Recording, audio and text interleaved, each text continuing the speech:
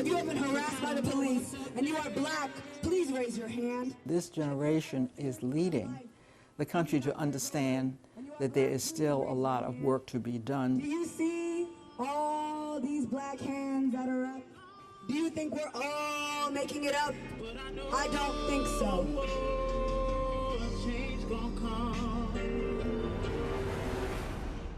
We were very fortunate. Both of our parents went to college. I'm here.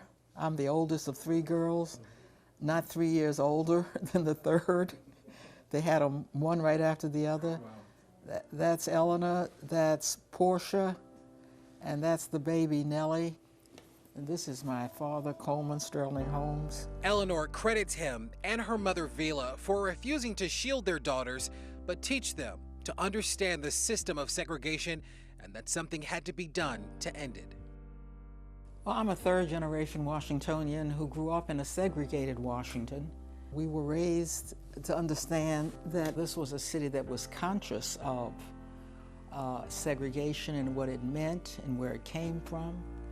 It really prepared me for the Civil Rights Movement. I got muscle man, I got muscle man, I got muscle in my legs so I can stand. By the time Eleanor enrolled in Antioch College, she was ready to do the work. Its social atmosphere was exactly what I needed coming out of the District of Columbia, and it helped prepare me to understand that the way to become engaged in the Civil Rights Movement was to go on to become a lawyer, and that's when I went to law school. A movement the Yale law student eagerly jumped into as a member of SNCC, the Student Nonviolent Coordinating Committee. Oh, I was aching to get to the South, and not just to the South, but to the hardcore part of the South, the Mississippi Delta. Greenwood, Mississippi, that's where I experienced the most perhaps searing moments of my life in the Civil Rights Movement.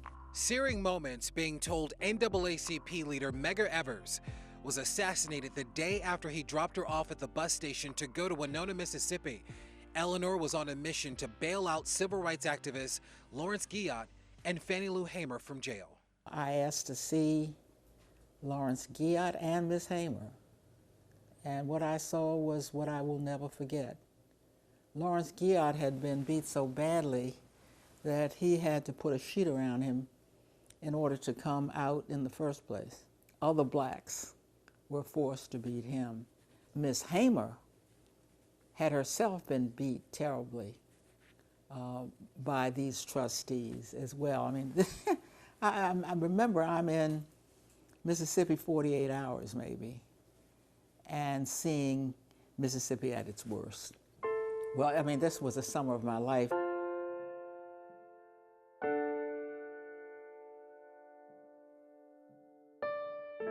I got word that the March on Washington was being organized and that I could help.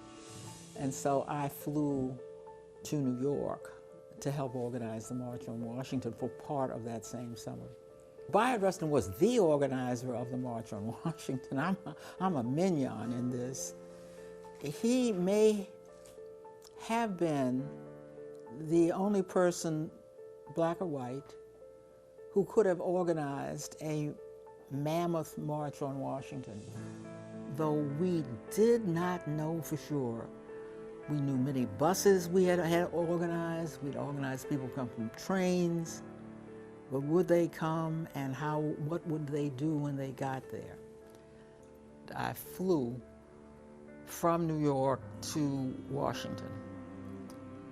And flying over and looking out the window, I knew that the march would be an extraordinary success because I could see people lining up early in the morning all over Washington, raring to go. That was a sight to behold.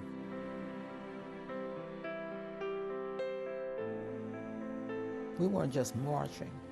Out of it came the 1964 Civil Rights Act, the 1965 Voting Rights Act, exquisitely important, and ultimately the 1968 Fair Housing Act.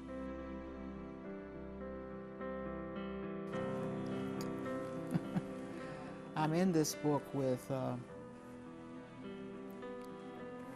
people like Angela Davis. And like the title of the book, she still dreams of a more just world. But now for her, the fight is in the halls of Congress, advocating for district residents she represents. The years on the battlefield for equality have taught her that today's activists must be focused and steadfast. The Montgomery bus boycott, in a real sense, was a precipitating event for the civil rights movement. The killing of George Floyd was a precipitating event for the movement we see now. You do not get change in this country. It's too diverse, it's too big, unless you work hard for it. I'm very proud of the young activists in the day. You've got to seize the issues of your time and move with them.